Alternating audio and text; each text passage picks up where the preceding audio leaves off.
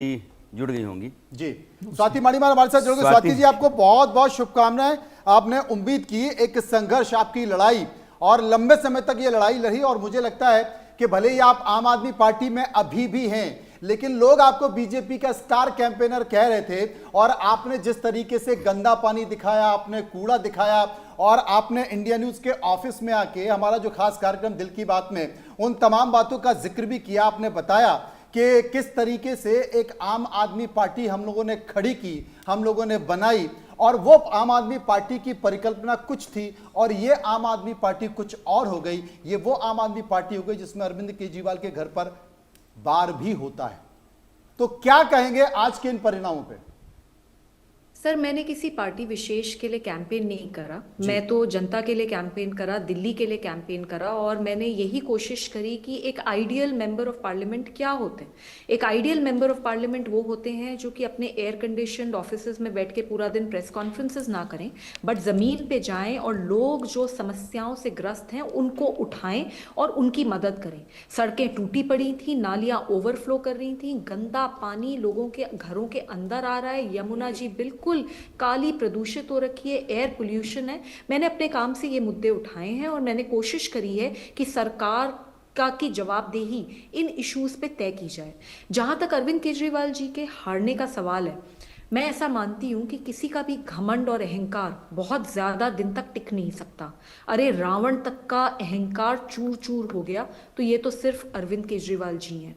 जब जब इतिहास गवाह है, जब जब किसी नारी पे वार हुआ है, तो जिसने भी ऐसा करा है भगवान ने उसको दंड दिया है। लोग बहुत गुस्से में हैं और इसी कारण से अरविंद केजरीवाल जी आज इतनी बुरी तरीके से हारे हैं।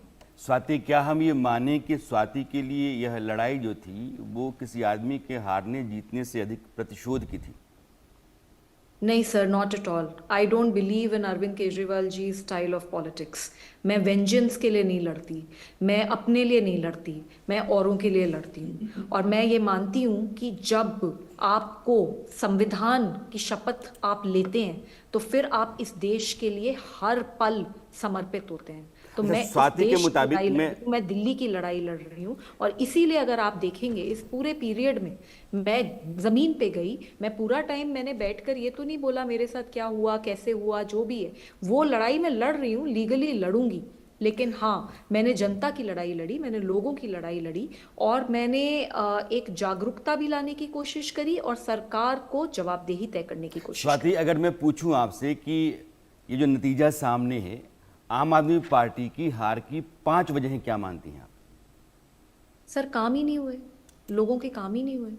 हम इतने बड़े बड़े सपने दिखाकर पावर में आए, हमने इतनी बड़ी बड़ी बातें करी, और हमने बोला कि हम वर्ल्ड क्लास सिटी बना देंगे, लंदन बना देंगे, पेरिस बना देंगे। आज तो हालात ये हैं कि साउथ सुडान से बदतर हालात हैं। सबसे पहली बात तो यही है। दूसरी बात, सर, कथनी और करनी में अगर इतना फर्क होता जाए, जो लोगों को बिल्कुल साफ दिखता चला जाए।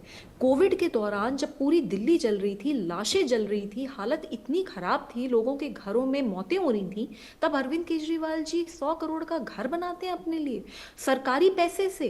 8 कोठियां, सरकारी कोठियां, बनी बनाई कोठियां तोड़ते हैं, उसके बाद वो सारा मिलाकर एक 50,000 स्क्वायर फीट का घर बनाया जाता है, शीश महल बनाया जाता है। तो क्या लोगों को गुस्सा नहीं आएगा? और ये वही अरविंद केजरीवाल जी हैं जिन्होंने सत्ता में आने से पहले बार बार ये बोला कि मैं बड़ा घर नहीं लूंगा।